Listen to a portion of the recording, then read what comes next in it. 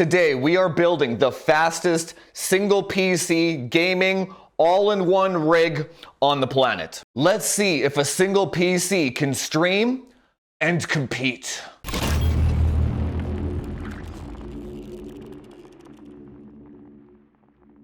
So it's been a while since we've done one of these, and I finally feel like we are at the point now where we have powerful enough hardware to do it all, baby. And the goal of this video is to find out if we can. So we've collected the fastest of the fastest hardware on the planet, and we're gonna try and see if we can do single PC streaming and gaming at the same time without losing any FPS. Are the days of dual PC streams finally over?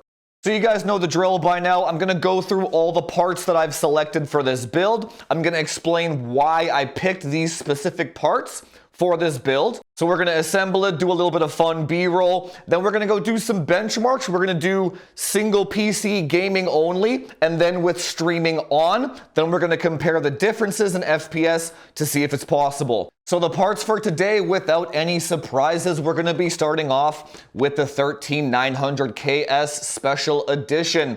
You can't even buy these anymore. This is my last one for this lucky son of a gun. And why are we using the KS other than it being the fastest? Well, it is binned, and we are going to be using 48 gigs of 8000 megahertz memory, and then the KS just has a higher chance of getting that sweet memory controller.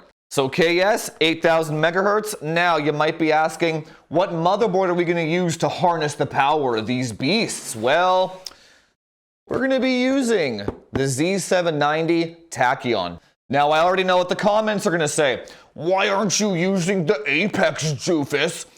Because this is the only 2DIMM Z790 motherboard that has an iGPU enabled. Which means this is the only motherboard where you can have your cake and eat it too. Affiliate links down below. You can have 8000 megahertz RAM and quick sync support for workstation purposes. Now, the thing that sucks about the Tachyon though, over the Apex, is it's an eATX motherboard, so you gotta use a little bit of a larger case for it than you would like a mid-tower, right? So today we're actually gonna be building it in an O11 Evo, which apparently does support eATX. So this is my first time building in this case, so I'm actually stoked to see what it can do. But this should be mid-tower-esque with eATX support. And for all you COD bros, the pièce de résistance, SL120s. Actually, SL Infinity 120s. Affiliate link down below. And then last but not least, RTX 4090. No need to explain this, right? NVMe drive and power supply, just get whatever's on sale, doesn't matter. Now, we will be doing a custom loop today, but I'm not gonna go over the custom loop parts because for that reason, it's a custom loop, right? If you're doing your own water loop, you kind of build it however you want. You don't have to copy what I'm doing here today, right? So that's about it. Let's get building.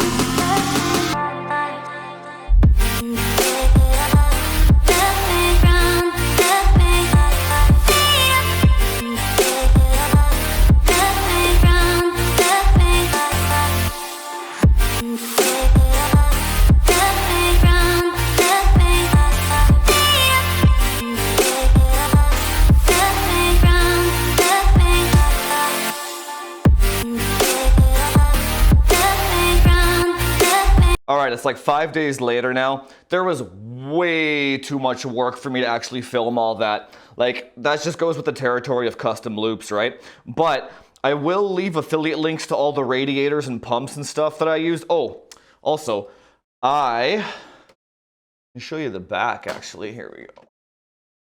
I will leave, oh, wrong side. I will leave an affiliate link to this power supply here. I think I've already bought in like 4 of these things. They're on sale on Newegg for 150, I believe. They're just 1000 watt platinums from Superflower, I believe. Now, the nice thing about these is even though they're ATX size, they are 130 millimeters short, right? You can see how kind of short the power supply is here. So it gives you a lot more room for cable management than a normal sized ATX power supply, right? That's why I like these things a lot. And they're on sale, so don't forget all the affiliate links down below. Let's go over to the big reveal B-roll. Then we're gonna go upstairs and we're gonna check the tune and the FPS on this thing off stream and during a stream.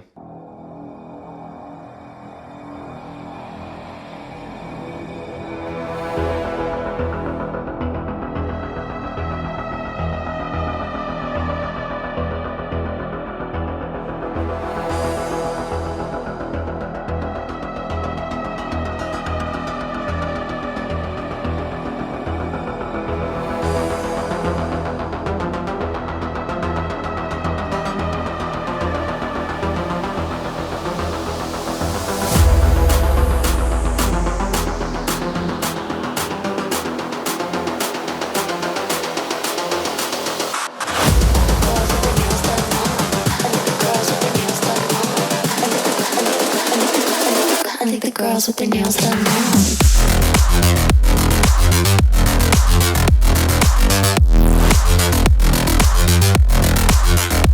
Girls with their nails done. I like the girls with their nails done.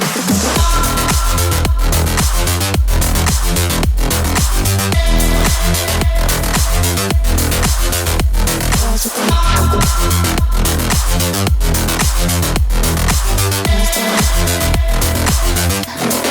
nails done.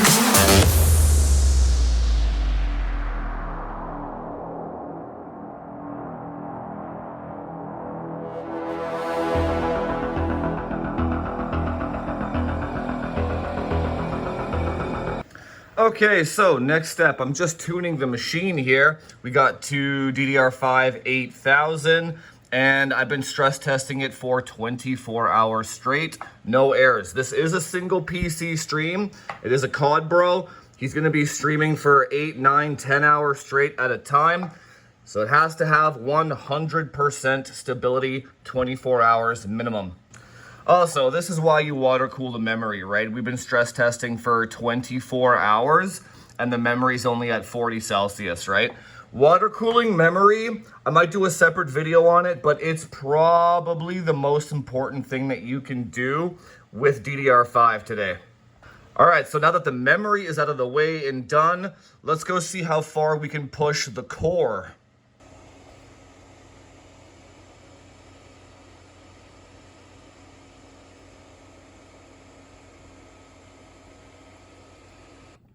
Okay, so for the P cores now, we settled at 5.8 gigahertz, all core locked. So 5.8 and 8000, this should perform very, very well for a single PC stream. Okay, so first what we're gonna do, we're gonna see how much FPS this thing can get in base form. Single monitor, E-cores disabled in max FPS mode. No webcam plugged in, no background tasks, nothing, just Warzone.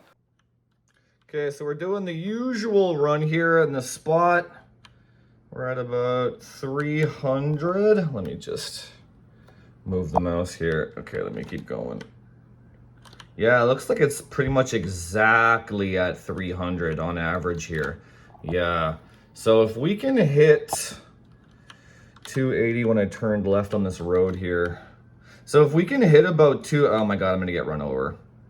Dude, this sucks. Let's just watch this. Hang on. Where's this guy going? Oh, he didn't see me. Oh, okay. Oh, maybe he did. No. Oh, yeah. I don't know.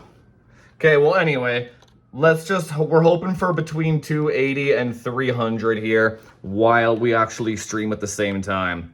Because this is what we're getting base FPS with just the E-cores disabled at 5.8, right? I already know some idiot in the comments gonna be like, but Jufes, was it 1440p?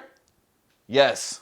Okay, now for the single PC stream setup, we added a second monitor for OBS and Twitch chat, and then we also added a webcam here. Okay, so we're gonna do the exact same run that we did before here with OBS up on the top monitor here, local recording to the machine, and streaming to Twitch at the same time. Okay, so we are recording and streaming at the same time. Hello?